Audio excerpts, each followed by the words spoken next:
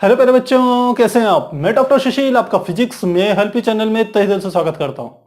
मैं पिछले 22 सालों से टीचिंग कर रहा हूं और मुझे पूरा विश्वास है आपकी फिजिक्स से रिलेटेड जो भी प्रॉब्लम्स होंगी उनको दूर करने में मैं आपकी पूर्ण रूप से हेल्प कर पाऊंगा। आजकल हम कर रहे हैं नीट की एक विशेष सीरीज नीट और जेई के लिए, जिसके अंतर्गत हम नीट के प्रीवियस ईयर्स के क्वेश्चंस को कर रहे हैं चैप्टर वाइज। और आज की क्लास में हम कर रहे हैं स्टार्ट गुरुत्वाकर्षण से संबंधित प्रश्नों को। तो देखते हैं, शुरू करते हैं। 2013 से लेकर के 2019 तक के हम क्वेश्चंस को सॉल्व करेंगे।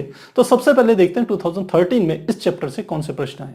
आप इस बात का जरूर ध्यान रखिएगा, ये चैप्टर काफी इंपॉर्टेंट चैप्टर है। हर साल इससे आपको प्रश्न जरूर मिलेंगे और मैक्सिमम ईयर्स में इसमें से एक से अधिक प्रश्न परीक्षा में आपके आए हैं, क्वेश्चन पेपर में आए हैं नीट के। तो आप इसको अच्छे से तैयार जरूर कीजिएगा।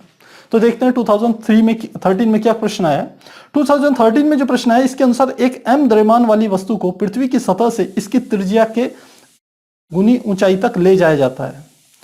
यदि पृथ्वी की त्रिज्या r है तो वस्तु की स्थितिज ऊर्जा में परिवर्तन होगा। तो हमको इसने क्या कह दिया है, इसने कहा कोई एक वस्तु हमारा पिंड है, ये हमने मान लेते हैं पृथ्वी है, और ये कह रहे हैं कि ये इसकी सतह पर कोई वस्तु रखी हुई थी, इसका द्रव्यमान था m। यहां से लेकर के यहां तक की पृथ्वी की जो त्रिज्या है, इस त्रिज्या को हम कैपिटल R से निरूपित करते हैं। और पृथ्वी का द्रव्यमान आप जानते हैं कैपिटल M से प्रदर्शित किया जाता है पृथ्वी के द्रव्यमान को। तो ये पृथ्वी की सतह पर रखी हुई थी, यहां से इसको उठा करके एक बिंदु पर ले गए, मान लेते हैं ये बिंदु है A।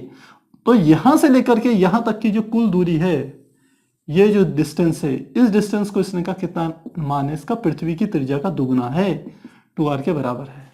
तो हमें ज्ञात करनी है कि स्थितिज ऊर्जा में कितना परिवर्तन हुआ। तो क्या ज्ञात करना है, स्थितिज ऊर्जा में परिवर्तन। स्थितिज ऊर्जा में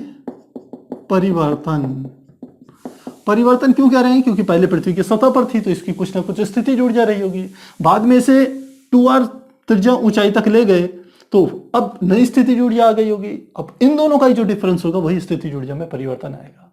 आपको यहां पर फार्मूला पता होनी चाहिए। जो स्थितिज ऊर्जा का फार्मूला होता है U, वो बराबर होता है minus G capital M small m upon किसके बराबर आता है, आप जानते हैं जो हमारी डिस्टेंस होती है जिसे हम R से निरूपित करते हैं।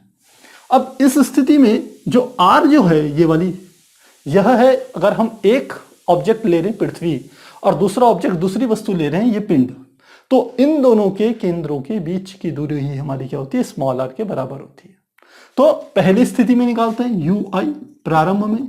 जब प्रारंभ में मान लेते हैं ये वाला बिंदु हमारा था b और यह वाला बिंदु है a, तो b पर प्रारंभ में रहा होगा, लिख लेते हैं b पर। स्थिति ऊर्जा ui बराबर किसके होगी, फार्मूला यही लगेगा minus G capital M small m upon इस बिंदु पृथ्वी के केंद्र O से लेकर के P तक की दूरी कितनी है, पृथ्वी की त्रिज्या r के बराबर है, तो स्मॉल r का मान कैपिटल R आ गया।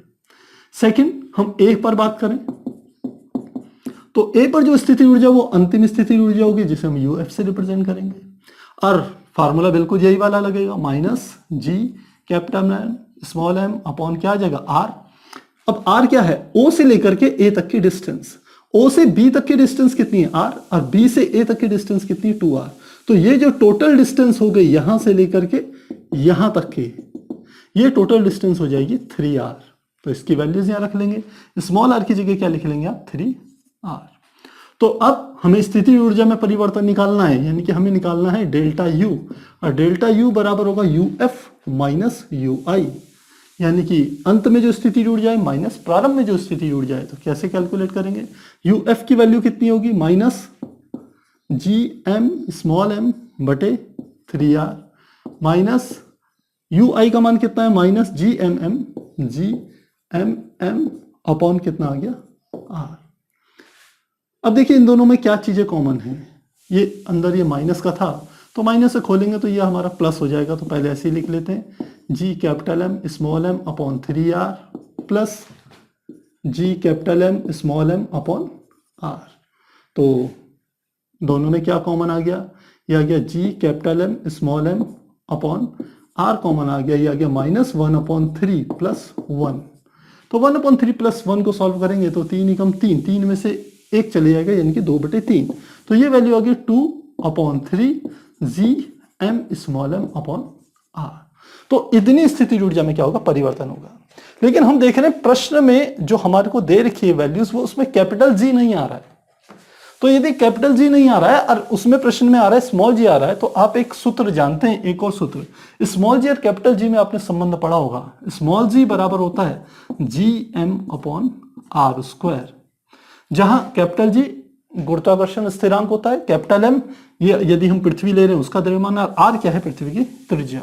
तो इस वाले फॉर्मूले से हम ये लिख सकते हैं कि g की इधर की ओर गुणा कर दे तो जी आर स्क्वायर बराबर किसके होगा, जी एम ई के। इसका अर्थ है जी एम ई बराबर होगा स्मॉल जी आर स्क्वायर के। ध्यान रखिएगा, और ये फॉर्मूला आपने जरूर ध्यान रखना है, स्मॉल जी और कैपिटल जी में संबंध, क्योंकि काफी सारे क्वेश्चंस में ये यूज होता है। तो इसकी वैल्यू इतनी रख दें, यानी कि जी एम की वैल्यू रखनी है स्मॉल जी आर स्क्वायर, तो रखें वैल्यू, ये आ गया 2/3, ये आ गया small G R square into small M बटे आर।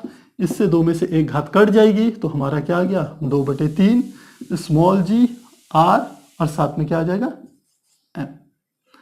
तो 2/3 स्मॉल जी आर एम, ये हमारा क्या होगी, स्थितिज ऊर्जा में परिवर्तन के बराबर होगा। इस हिसाब से हम क्वेश्चंस का आंसर देखें तो 2/3 M into G into R, यानी कि हमारा जो बी पार्ट है वह बिल्कुल क्या है, सही है। तो इस प्रकार से हम इस प्रश्न को हल करेंगे।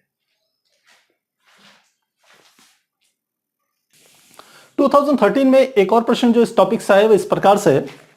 इसके अनुसार अनंत वस्तुएं जिनमें से प्रत्येक का द्रव्यमान 2 किलोग्राम है, एक्स अक्ष पर मूल बिंदु से क्रमशः 1 मीटर, 2 मीटर, 4 मीटर, 8 मीटर ऊंचाई पर स्थित हैं। इस निकाय का मूल बिंदु पर परिणामी गुरुत्वीय विभव होगा। तो देखिए क्या बताया, एक्स अक्ष पर मूल बिंदु से क्रमशः 1 मीटर, 2 मीटर, 4 मीटर, 8 मीटर ऊंचाई पर स्थित है। तो इस निकाय का मूल बिंदु पर परिणामी गुरुत्वीय विभव हमारे को बताना है। तो इसने वस्तु के द्रव्यमान दे दी, यानी कि m की वैल्यू तो दे दी 2 किलोग्राम, और क्या निकालना है हमें निकालना है गुरुत्वीय विभव, परिणामी, ये भी ध्यान रखिएगा, परिणामी गुरुत्वीय विभव। तो हम यदि ये मान लें कि यह हमारा एक मूल बिंदु हमने ले लिया, इस तरीके से हम ले सकते हैं, ये एक मूल बिंदु है, और इस मूल बिंदु से हम ऊंचाइयां ले रहे हैं, यानी कि आप मान सकते हैं ये एक प्रकार से y अक्ष है, या आपको ऐसे में कंफ्यूजन हो तो इसने जैसा दिया है, ये मूल बिंदु ले लिया हमने, 2 अक्षें ले ली, एक अक्ष यहाँ और एक अक्ष यहाँ, ये हमारी हो गई x अक्ष, ये हमारी हो गई y अक्ष। तो ये हमारा मूल बिंदु क्या हो गया, 0 0।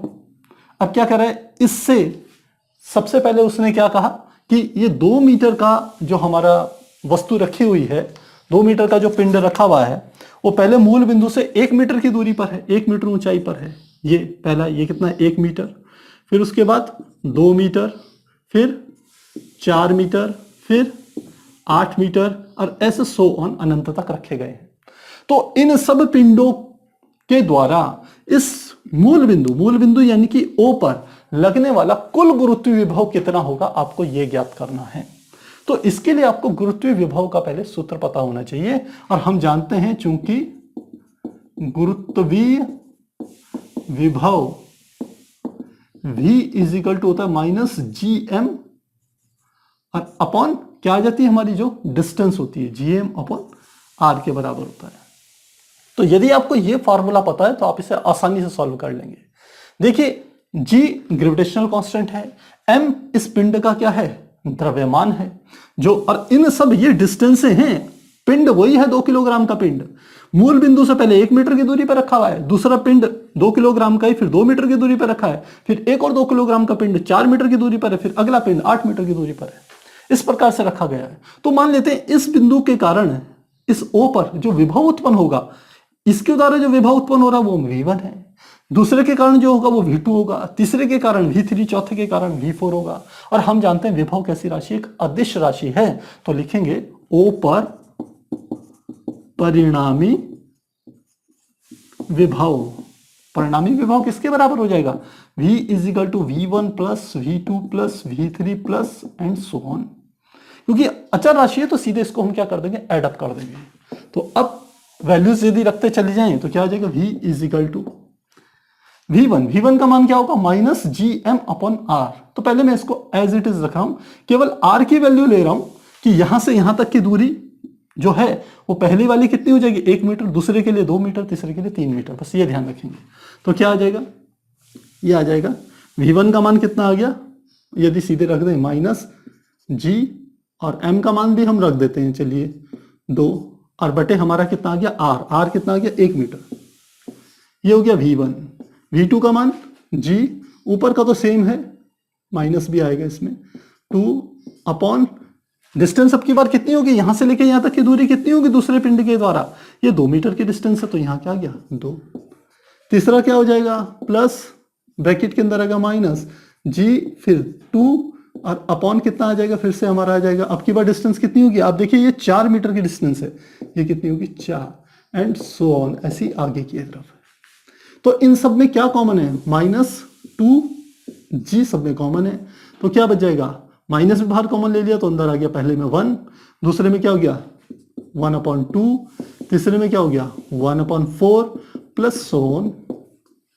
अब ये देखा जाए तो एक प्रकार से हमारी एक जो गुणोत्तर सीरीज हमारी होती है, जो जीपी जिसे हम कहते थे वो होती है, और वो सीरीज आपको ध्यान हो किस प्रकार से होती थी, A, दूसरा हम कह सकते हैं AR, तीसरा हो गया AR², फिर चौथा हो गया AR³ एंड सो ऑन। और यदि इन सब का सम करना हो तो इस सब का सम क्या आ जाएगा, इसमें प्लस, इसमें प्लस, इसमें plus, plus dot dot dot is equal to, ये हमारा निकल जाता है A/1 - R। और ध्यान रखिएगा कंडीशन होती है जब R का मान छोटा होना चाहिए 1 से। तो अब ये जो हमारी सीरीज है कौन सी है, गुणोत्तर सीरीज, गुणोत्तर श्रेणी, ये हमारी गुणोत्तर श्रेणी का फॉर्मूला है। तो यही श्रेणी हमारी यहां बन रही है, कैसे दिखाते हैं इसको, तो total V is equal to, ये -2G तो ऐसे कैसा है, इसको लिख सकते हैं, ये हमारा एक प्रकार से हो गया जो हमको लिखा हुआ A की जगह कितना है 1, प्लस इसको लिख सकते हैं 1 गुणा 1/2। तो ये किसकी 1/2 किसके बराबर हो गया, R के बराबर। अगला पद क्या आएगा, ये वाला, ये हो गया 1 गुणा 1/2 का स्क्वायर, तो 1/4 आ जाएगा। ऐसे ही आप आगे की ओर करेंगे तो आगे के निकल जाएंगे। तो इन सब का योग किसके बराबर होगा, तो -2G, और इन सब का योग का फार्मूला है A/1 - R। तो A की जगह कितना है 1, तो लिख लेंगे 1/1 - R फार्मूला, तो 1 - R की जगह कितना है 1/2। आप फार्मूले से इससे यदि मैच करेंगे तो आपको पता चल गया कितना आ गया 1/2। तो इसको सॉल्व करना है, ये हमारा आ गया -2G, नीचे का आ गया 1 नीचे आ गया तो 2 - 1/2, तो क्या आ जाएगा, ये 2 ऊपर चले जाएगा, तो ये आ गया -2G मल्टीप्लाई, ऊपर तो 1 है ही, नीचे भी 2 में से 1 गया 1, तो ये आ गया केवल 2 ऊपर, तो -4G के बराबर होगा।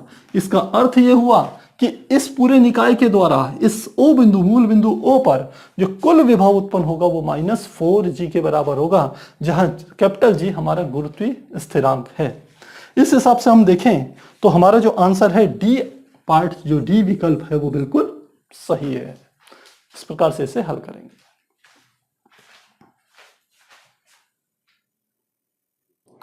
टू 2014 में इस टॉपिक से जो प्रश्न आया वो इस प्रकार से है, इसके अनुसार कृष्ण विवर यानी कि ब्लैक होल एक ऐसा पिंड है जिसका गुरुत्वीय क्षेत्र इतना प्रबल होता है कि इसमें से प्रकाश भी बाहर नहीं निकल सकता। पृथ्वी को लगभग कितनी त्रिज्या तक संपीड़ित किया जाए कि वह कृष्ण विवर बन जाए, जबकि पृथ्वी का द्रव्यमान 5.98 गुणा 10⁻24 किलोग्राम है। तो क्या दे दिया, पृथ्वी का द्रव्यमान ME बराबर 5.98 गुणा 10⁻24 किलोग्राम इसने दे दिया। तो ये कह रहा है कि पृथ्वी हमारे पास है। पहले तो ब्लैक बॉडी क्या होती है, ब्लैक होल क्या होता है। ब्लैक होल जैसा इस प्रश्न में बताया एक ऐसा ऑब्जेक्ट होता है कि उसका गुरुत्वाकर्षण इतना शक्तिशाली होता है कि उसके समीप जो भी कोई वस्तु आती है उसको अपनी ओर क्या कर लेता है, खींच लेता है। और वो इतना अधिक शक्तिशाली है कि यदि प्रकाश भी उसके अंदर कहीं पर प्रकाश स्रोत हो तो वो प्रकाश भी उसके भीतर से बाहर नहीं निकल पाता, वो उसको भी बाहर नहीं निकलने देता, उसको भी क्या कर लेता है, अंदर की ओर खींच लेता है। हालांकि हम जानते हैं कि प्रकाश को हम कणिका सिद्धांत बताओ कण पार्टिकल्स के रूप में वो नहीं करते हैं, मेजर नहीं करते हैं, पर प्रश्न के अकॉर्डिंग देखा जाए तो ये प्रकाश को भी कणों के रूप में ही ऑब्जर्व करने की बात कह रहा है यहाँ पर। अब ये कहता है कि यदि हम पृथ्वी को ब्लैक होल के रूप में कन्वर्ट करें तो उसको त्रिज्या को, उसके आकार को कितना संपीड़ित किया जाएगा। इसका अर्थ है कि ये हमारे पास पृथ्वी है और इसकी त्रिज्या, प्रारंभ में इसकी त्रिज्या कितनी है, r। तो अब इसको संपीड़ित करके कितना छोटा बन जाए कि यह एक ब्लैक होल बन जाए और इसमें से कोई प्रकाश भी बाहर ना निकल पाए। सामान्यतः जब पृथ्वी सामान्य स्थिति में रहती है तो हम एक शब्द का उपयोग करते हैं जिसे हम कहते हैं पलायन वेग। पलायन वेग वो वेग होता है कि यदि किसी ऑब्जेक्ट को, किसी, हम कह सकते हैं पृथ्वी के गुरुत्वीय क्षेत्र से बाहर फेंकना है तो उसको शुरुआत में जो वेग दिया जाता है जिससे वो पृथ्वी के गुरुत्वीय क्षेत्र से बाहर निकल जाए और कभी भी लौटकर वापस ना आ जाए, उसे हम कहते हैं पलायन वेग। और आप जानते हैं जो पलायन वेग का सूत्र होता है v, जिसे एस्केप वेलोसिटी कहते हैं, वो बराबर होता है √gm अपॉन re, इसके बराबर होता है। तो अब ये क्या कह रहा है हमारे को, ये कह रहा है कि आपको इस पृथ्वी को ऐसा ब्लैक होल में कन्वर्ट करना है कि इसमें से प्रकाश भी बाहर न निकल पाए। तो इसका अर्थ है कि जो प्रकाश की चाल होगी वही चाल ब्लैक होल के लिए क्या होगी, एस्केप वेलोसिटी की तरह हम प्रयोग में लाएंगे। तो यानी कि जो प्रकाश की चाल है c, वो बराबर किसकी होगी, v एस्केप के, यानी कि पलायन वेग के। यानी कि हम लिख सकते हैं √gme अपॉन re बराबर किसके हो जाएगा, c के बराबर हो जाएगा। इसमें आपको किसकी वैल्यू निकालनी है, re की वैल्यू निकालनी है। तो दोनों तरफ का स्क्वायर कर देंगे तो क्या आ जाएगा हमारा, ये आ जाएगा gme अपॉन re बराबर आ जाएगा c²। इसको सॉल्व करें, हमें तो re चाहिए तो re इधर ले जाइए, c को नीचे ले जाइए, तो क्या आ जाएगा re बराबर gme अपॉन c² के बराबर आएगा।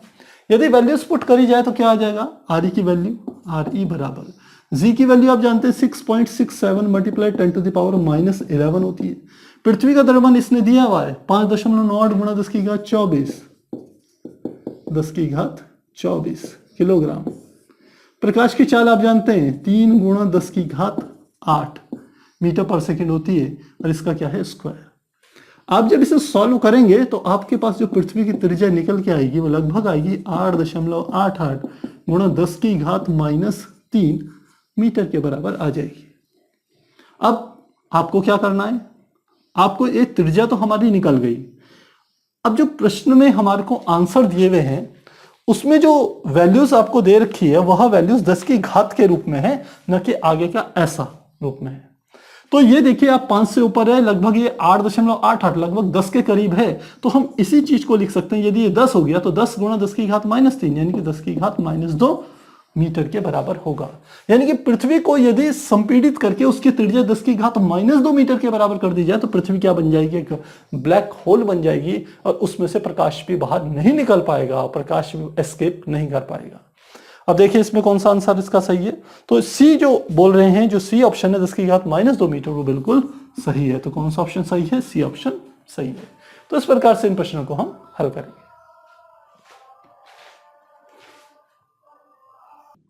2014 में इस टॉपिक से जो प्रश्न आया वो इस प्रकार से, इसके अनुसार निम्न में से कौन सा ग्राफ पृथ्वी के गुरुत्वीय क्षेत्र की तीव्रता, किसके बारे में बात कर रहा है, गुरुत्वीय क्षेत्र की तीव्रता का परिवर्तन पृथ्वी के केंद्र से दूरी r के साथ सही रूप से प्रदर्शित कर रहा है। तो किस प्रकार से इसे हल करेंगे समझते हैं। देखिए पृथ्वी का जो गुरुत्वीय क्षेत्र का सूत्र होता है E, वह बराबर होता है हमारा F/m के, और जो लगने वाला बल होता है F का मान वो दो अलग अलग स्थितियों में अलग अलग होता है। तो किन किन स्थितियों में होता है, पहली स्थिति में जब जो हमारा स्मॉल r है उसका मान हम कह सकते हैं बड़ा हो या बराबर हो पृथ्वी की त्रिज्या r से। यानी कि हमने इस प्रकार से एक गोला लिया, इस गोले का ये हमारा केंद्र है, ये पृथ्वी है, तो इसकी त्रिज्या कितनी होगी, r के बराबर या r ही आप ले सकते हैं। और कोई हमने वस्तु जो ली m द्रव्यमान की वो यहां पर रखी हुई है, तो पृथ्वी के केंद्र O से लेकर के यहां तक की जो दूरी है इसको हम r से प्रदर्शित करेंगे। और सदिश रूप में कहा जाए तो ये इस प्रकार से होगी, इसकी दिशा भी इधर की ओर होगी। लेकिन इन दोनों के बीच में जो बल कार्य करेगा यानी कि F, उसकी दिशा अंदर की तरफ होगी। तो हम क्या कह सकते हैं, E इजिकल टू होता है F/m, और F की वैल्यू इस केस के लिए होती है F बराबर capital G m e m upon r² के बराबर होती है। ये एफ का स्केलर मान है, यानी कि यह अदिश मान है। यदि सदिश रूप में कहा जाए तो सदिश रूप में इसकी जो डायरेक्शन होगी अंदर की तरफ होगी। तो हम यहां पर एक बात और लिखते हैं, क्योंकि m का मान हमारे को प्रश्न में दिया हुआ है, हम m को एकांक द्रव्यमान लेंगे, क्योंकि गुरुत्वीय क्षेत्र की परिभाषा कहती है कि किसी एकांक द्रव्यमान के पिंड को, तो वहां पर हम क्या कहेंगे कि किसी बिंदु पर गुरुत्वीय क्षेत्र की तीव्रता जो होती है वह उस बिंदु पर एकांक द्रव्यमान के पिंड पर लगने वाले बल के बराबर होती है। यह परिभाषा होती है। तो m का मान हम क्या ले ले, 1 ले ले, तो यानी कि E की वैल्यू क्या हो जाएगी इस स्थिति में, जो E की वैल्यू हमारी होगी वो बराबर होगी जी एम ई और अपॉन क्या आ गया r², इसके बराबर होगी। पर आप ध्यान रखिएगा इस फार्मूले में नेगेटिव भी आएगा यदि हम क्या ले लें, सदिश ले लें। क्यों, ऐसा क्यों है, क्योंकि जो r है, r की दिशा है O से लेकर के, यदि इस बिंदु को A ले लूं तो O से A की तरफ है, लेकिन जो बल लग रहा है वो A से O की तरफ लग रहा है। इसलिए गुरुत्वीय क्षेत्र की तीव्रता का जो फार्मूले में आ जाएगा वो नेगेटिव का निशान जरूर आता है। अब इस फार्मूले को यदि देखें, क्योंकि हमको किस में संबंध निकालना है, हमें R में और E में संबंध निकालना है, तो GME तो क्या है, एक प्रकार से कांस्टेंट है, तो हम लिख सकते हैं E अनुक्रमानुपाती होगा 1/r² के। और 1/r² का यदि आपको ग्राफ पता हो तो ये ग्राफ इस प्रकार से होता है। मान लो मैं E में और R में ग्राफ बनाना चाहूं तो ग्राफ किस प्रकार से आएगा, यदि R डिस्टेंस में लूं तो क्या आ जाएगा, यहां पर कंडीशन क्या है, बड़ा है ग्रेटर देन है R से, तो यहां से लेकर के यहां तक की दूरी तो क्या हो गई R। अब यहां से आगे की बात में हम ग्राफ बनाएंगे, तो हम देख रहे हैं यदि E हमारा ये है तो नेगेटिव का मतलब है नीचे वाला पोर्शन लेना है, और नीचे वाले पोर्शन का अर्थ है कि R का मान तेजी से घटता है। E और r² का संबंध बताता है, E और R में व्युत्क्रमानुपाती का संबंध है, जैसे जैसे R का मान आप बढ़ाएंगे वैसे वैसे E का मान तेजी से घटेगा। तो यदि इस बिंदु पर R का मान यहां है तो ये मान इस तरीके से जाएगा। ध्यान रखिएगा इसमें जो लाइन होती है ये कर्व लाइन होती है, ये वर्ग व्युत्क्रमानुपाती के संबंध में जो लाइन होती है कर्व लाइन होती है, इस बात को समझिएगा। तो पहली स्थिति में हमने कहा ये होगी। सेकेंड केस हम ले रहे हैं जब, क्योंकि पहला हमने कहा था R का मान बड़ा हो बराबर हो कैपिटल R के, सेकंड जब R का मान छोटा हो किससे, कैपिटल R से। यह स्थिति कौन सी होगी, फिर से हमने कहा ये क्या है, पृथ्वी है, ये पृथ्वी का क्या है, केंद्र है O, ये पृथ्वी की त्रिज्या कितनी है R है। अब की बार हमने कोई बिंदु ले लिया, यहां पर ये बिंदु ले लिया मैंने B पॉइंट, तो O से लेकर के यहां तक की जो दूरी है यही हमारी किसके बराबर होगी, R के बराबर। डायरेक्शन निशान बिल्कुल पहले की तरह कि यहां से जो ये OB डायरेक्शन में क्या होगा, सदिश R की दिशा क्या होगी, इधर से इधर की ओर होगी, जबकि लगने वाला बल विपरीत दिशा में B से O की तरफ है। अब इसके लिए जो फार्मूला होता है वो थोड़ा डिफरेंट होता है। क्यों होता है डिफरेंट, क्योंकि इस पिंड पर जो बल लगाया जा रहा है वो केवल इतने हिस्से के, पृथ्वी के इतने हिस्से के द्वारा लगाया जाता है, और जो बाहर का ये वाला हिस्सा बच गया है जिसको मैं शेडेड कर रहा हूं इस प्रकार से, यह हिस्सा इस m द्रव्यमान के पिंड पर कोई बल नहीं लगा था। इसलिए इसके लिए फार्मूला थोड़ा चेंज होता है, और वहां हमारा फार्मूला होता है F बराबर capital G MEM upon r³ into R। और जब हम E की वैल्यू निकालते हैं तो E हमारा हो जाता है, E बराबर क्या होगा, F अपॉन स्मॉल m, तो फिर से वही निकलेगा, और उसको यदि हम सदिश रूप में निकालें तो यह आ जाएगा माइनस GME अपॉन r², ये r³ है, r³ इंटू R। जो ये वाली R है यही डिस्टेंस है O से लेकर के B तक की जो दूरी है। तो इस फार्मूले में देखें तो E जो है वो अनुक्रमानुपाती है -R के। इसका अर्थ है कि जैसे जैसे आप R के मान को बढ़ाएंगे E का मान बढ़ेगा।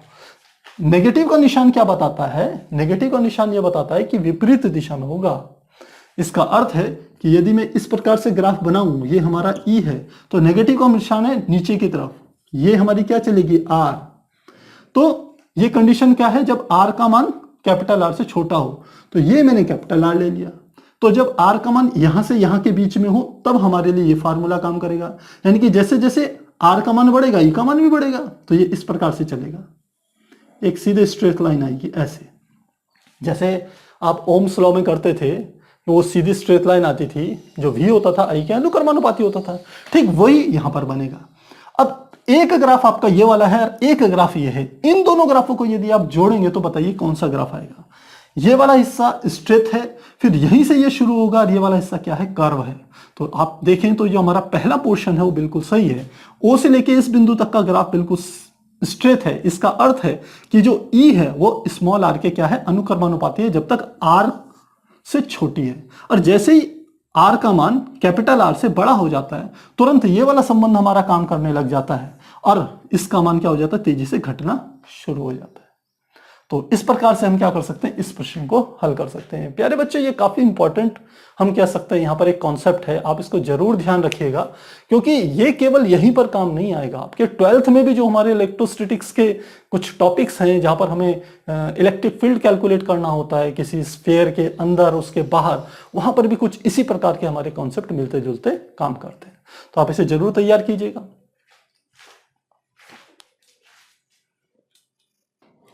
2015 में इस टॉपिक से जो प्रश्न आया वो इस प्रकार से है।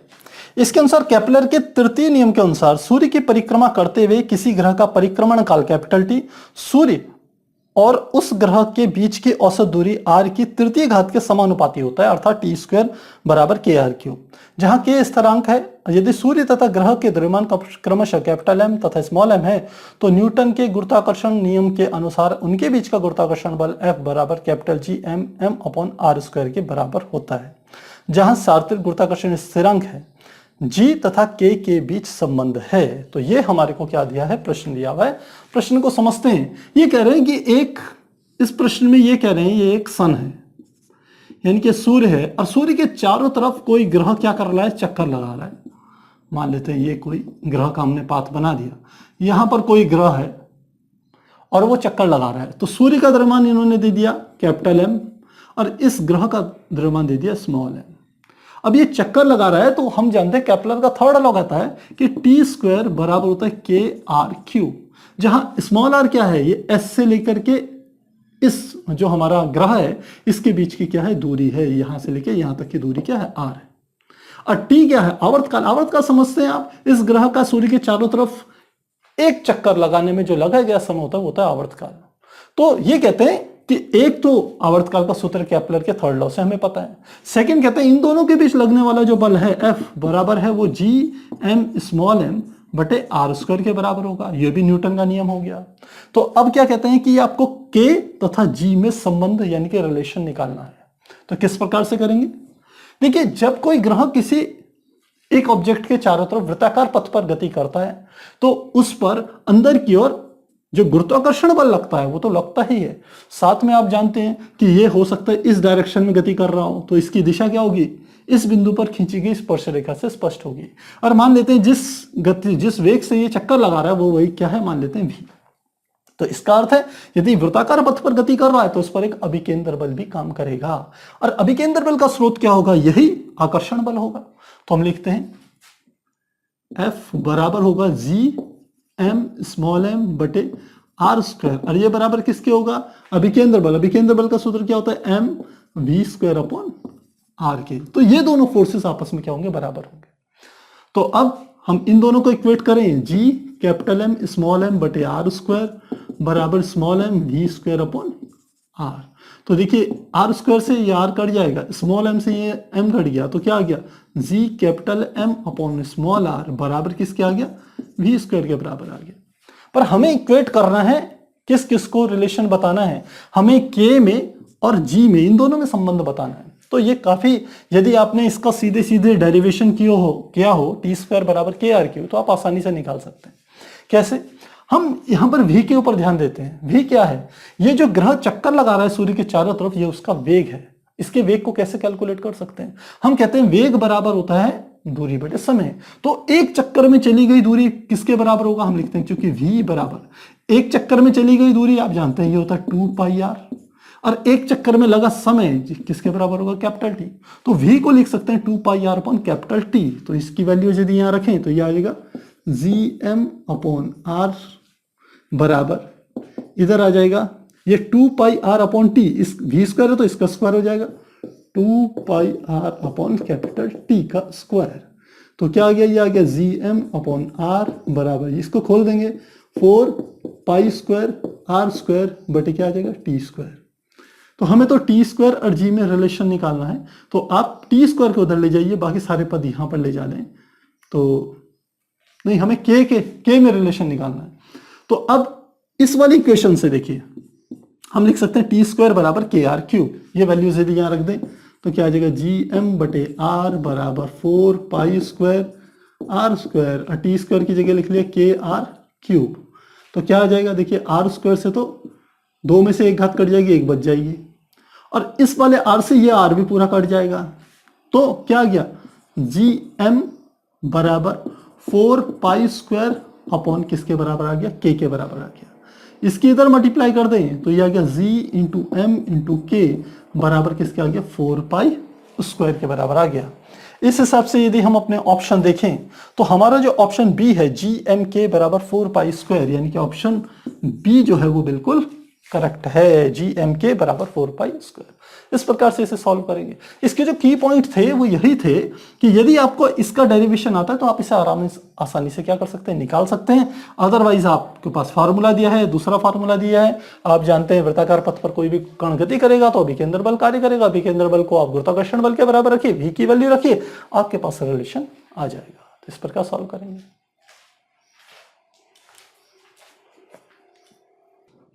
2015 में एक और प्रश्न जो इस टॉपिक से आया वो इस प्रकार से, इसके अनुसार दो गोले जिनके द्रव्यमान m तथा 5m हैं तथा त्रिज्या क्रमशः r तथा 2r हैं, एक दूसरे से 12r दूरी पर मुक्त आकाश में रखी गई है। यदि उनके बीच केवल गुरुत्वाकर्षण बल कार्य कर रहा हो तो छोटा गोला टक्कर से पूर्व कितनी दूरी तय करेगा। तो प्रश्न समझते हैं। ये कह रहे हैं दो गोले हैं जिनके द्रव्यमान m तथा 5m है और उनके बीच की दूरी कितनी 12r है। तो हमने एक गोला ये ले लिया, पहला गोला ये है, और दूसरा गोला हमने यहां पर बना लिया, ये ले लिया। और साथ में क्या कर रहा है, यहां से लेकर के इसके केंद्र से लेकर के इसके केंद्र के बीच की जो दूरी है, टोटल डिस्टेंस है, वो कितनी है, 12r के बराबर है। साथ ही क्या कह रहा है, इस वाले गोले की त्रिज्या कितनी है, r, और इस वाले गोले की जो त्रिज्या है वो कितनी है, 2r है।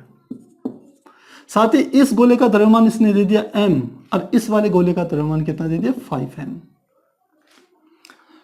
तो ये कह रहा है कि ये दो गोले हैं, इन दोनों गोलों को मुक्त आकाश में मान लो अंतरिक्ष पे रखा हुआ है, क्योंकि ये प्रश्न में कह रहा है कि इनके बीच केवल गुरुत्वाकर्षण बल कार्य कर रहा है और कोई बल कार्य नहीं कर रहा है। तो ये मुक्त आकाश में रखे हुए, मान लो अंतरिक्ष में रखे हुए हैं, तो अंतरिक्ष में इस पर कोई और बल कार्य नहीं कर रहा, केवल एक बल कार्य कर रहा है कि यह बड़ा गोला इस छोटे गोले को और छोटा गोला बड़े गोलों को एक दूसरे की तरफ क्या कर रहे हैं, आकर्षित करते हैं। किससे बल से, गुरुत्वाकर्षण बल से आकर्षित हो रहे हैं। तो यदि इन दोनों के बीच आकर्षण बल कार्य करेगा तो निश्चित रूप से ये एक दूसरे की तरफ गति करेंगे, और यदि गति करेंगे तो टकराएंगे भी। तो वो कहता है टक्कर से पहले ये छोटा गोला कितनी डिस्टेंस ट्रेवल करेगा, यही हमें ज्ञात करना है, कितनी दूरी आगे चलेगा। तो इसको ज्ञात करने के लिए देखिए क्या कॉन्सेप्ट हम लेंगे। इन दोनों के दोनों गोलों के अलावा यहां पर हम किसी दूसरे पिंड की चर्चा नहीं हो रही है। दूसरा, हम कह रहे हैं कि यह इन दोनों गोलों पर बाहर से कोई बल कार्य नहीं कर रहा है, इनके आपस में एक गुरुत्वाकर्षण बल कार्य कर रहा है। इसका अर्थ है कि यह दोनों के दोनों गोले मिलकर के एक निकाय का निर्माण कर रहे हैं, और यह जो बल लग रहा है गुरुत्वाकर्षण बल, वो एक प्रकार से क्या है, आंतरिक बल है। और यदि कोई निकाय में यदि आंतरिक बल कार्य करता है तो आंतरिक बल के कारण हम कह सकते हैं कि जो सेंटर ऑफ मास होता है, यानी कि जो द्रव्यमान केंद्र होता है, उसकी स्थिति में कोई परिवर्तन नहीं होता। तो हम ये कह रहे हैं कि इन दोनों के दोनों जो हमारे गोले हैं, इनका प्रारंभ में जब ये स्टार्टिंग हुई थी इनके बीच में बल लगना, उस समय जो इनका द्रव्यमान केंद्र रहा होगा, बाद में भी इनका द्रव्यमान केंद्र वही रहेगा, बस ये आगे पीछे करके खिसकते रहेंगे, बस इतना अंतर आएगा। तो किस प्रकार से सॉल्व करेंगे इसे समझते हैं। हमने सबसे पहले इसके लिए मान लिया कि ये हमने एक मूल बिंदु ले लिया, तो इस बिंदु के निर्देशांक क्या हो जाएंगे, 0,0, और इस बिंदु के निर्देशांक क्या हो जाएंगे, क्योंकि एक सीधे x अक्ष पर है, तो इस वाले गोले की स्थिति इस वाले के केंद्र से 12r की डिस्टेंस पे है, तो इसका क्या आ जाएगा, 12r, y अक्ष क्या हो जाएगा, 0। तो शुरू में इनका हम निकालेंगे पहले सेंटर ऑफ मास, यानी कि द्रव्यमान केंद्र की स्थिति। तो RCM, और आप फार्मूला जानते हैं, x1 m1 plus x2 m2 बटे होता है m1 प्लस m2। वैल्यूज यदि रख दें तो x1 का मान कितना है, ये हमारा x1 है, ये x1 y1 होता है, ये होता है x2 y2, ये हमारा m1 गोला है और ये हमारा m2 गोला है। तो x1 का मान कितना हो गया 0 और m1 का मान क्या हो गया मल्टीप्लाई m, प्लस x2 का मान कितना हो गया 12r और m2 का मान कितना हो गया 5m मल्टीप्लाई 5m और बटे इनके बीच ये क्या है m1 प्लस m2 यानी कि m प्लस 5m, ये हो गया m प्लस 5m। तो कितनी वैल्यूज इसकी निकल के आ गई, ये तो 0 हो गया, ये हो गया 12 पंजे 60, तो 60 rm बटे 5 प्लस 5 m प्लस 5m कितना हो गया 6m के बराबर हो गया, m से m कट गया यानी कि कितना आ गया 60r के बराबर हो गया। तो ये किसकी स्थिति आ गई, शुरू में जब इनके बीच में बल लगना शुरू हुआ था तो उनके द्रव्यमान केंद्र की ये जो निकाय बन गया, उन दोनों इनके कारण बनने वाले निकाय का द्रव्यमान केंद्र जो होगा वो 60r की डिस्टेंस पे स्थित होगा। ये हमारे को यहां पर इससे पता चल गया। अब सेकंड केस लेते हैं कि जब ये एक दूसरे के समीप आ रहे हैं, तो दूसरा केस क्या होगा, अब की बार जब ये दोनों के दोनों गोले एक दूसरे के समीप आएंगे तो क्या होगा, ये छोटा गोला है और ये हमारा बड़ा गोला भी इसके पास आ गया, ये हमने ले लिया। ये मूल बिंदु हमने यहां पर माना, यहां पर था, ये मूल बिंदु यहां था, ये मूल बिंदु हमारा क्या था यहां पर था 0 0। ये जो पहले गोले का जो केंद्र है यहां से लेके यहां तक की डिस्टेंस मान लेते हैं वो कितनी है x1 डिस्टेंस है। तो इस गोले के निर्देशांक क्या हो जाएंगे, टक्कर के समय पर वो हो जाएगा x1, 0।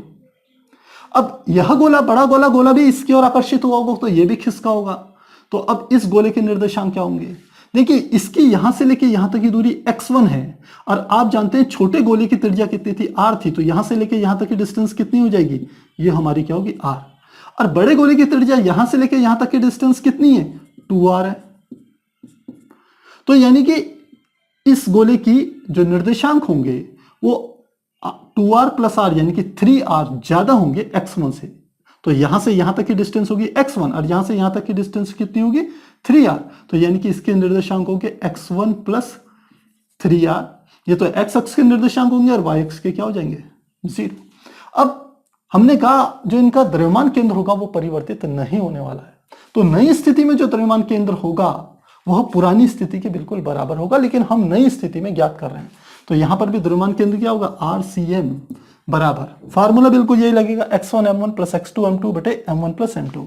तो x1 यानी कि पहली स्थिति क्या होगी x1 ही है और द्रव्यमान क्या आ गया इसका m, प्लस दूसरा क्या हो गया x2 और x2 का मान कितना है x1 प्लस 3r और दूसरे का द्रव्यमान कितना है 5m के बराबर है और दोनों के बीच का क्या गया m प्लस 5m यानी कि कितना हो गया ये 5m हो गया। तो RCM का मान कितना आ गया, तो इसको सॉल्व करें तो क्या आ जाएगा x1m प्लस इसके अंदर मल्टीप्लाई कर दे तो क्या आ जाएगा 5m की x1 में गुणा होगी तो 5x1m प्लस 5m की 3r में करेंगे तो ये आ जाएगा 15rm अपॉन कितना आ जाएगा 5m प्लस m यानी कि ये क्या आ गया 6m। अब हमने कहा कि क्योंकि यह दो पिंडों का निकाय बन रहा है, इन पर कोई वह बल कार्य नहीं कर रहा है, तो इस निकाय का जो सेंटर ऑफ मास होगा वो परिवर्तित नहीं होगा। इसका अर्थ है जो पहले सेंटर ऑफ मास रहा होगा वही सेंटर ऑफ मास बाद में भी होगा। तो इसका अर्थ है सेंटर ऑफ मास हमारा निकला था 60r, तो देखिए 60r बटे 6 था, यानी कि इसमें 6 से यदि यहाँ काट भी देते तो कितना आ जाता 10r आएगा, कितना आएगा 10r, इसे करेक्ट कर लेना। तो अब ये RCM की जगह ये 10r रखेंगे तो 10r बराबर कितना आ जाएगा, यह है x1m प्लस 5x1m, तो कितना हो गया 6x1m प्लस 15rm बटे कितना है 6m। तो देखिए आप ऊपर m कॉमन लेंगे, नीचे वाले m से ऊपर के दोनों m कट जाएंगे, काफी आसान है।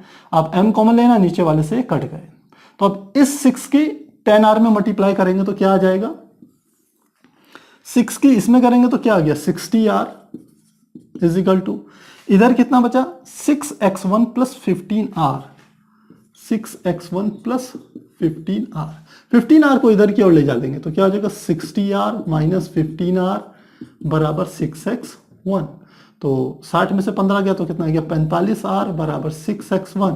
तो x1 बराबर क्या हो जाएगा 45r बटे 6।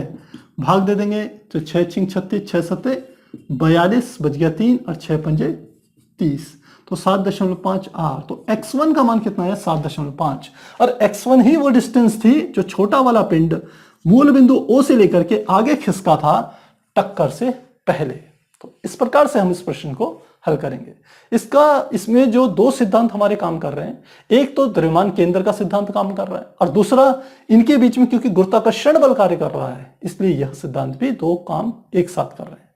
ध्यान रखिएगा, यदि किसी निकाय पर आंतरिक बल कार्य कर रहे हो, बाहर से कोई बल कार्य नहीं कर रहा हो, तो उस निकाय का जो द्रव्यमान केंद्र होता है वो परिवर्तित नहीं होता। जितना पहली स्थिति में होगा उतना ही आंतरिक बल किसी भी स्टेज में लगते रहे, हर स्थितियों में जो आरसीएम का जो मान होगा यानी कि उसके द्रव्यमान केंद्र की जो स्थिति होगी वो परिवर्तित नहीं होती है। की पॉइंट इस क्वेश्चन का यही है, इस बात को ध्यान रखिएगा, आगे के प्रश्नों में आपके काफी काम आएगा।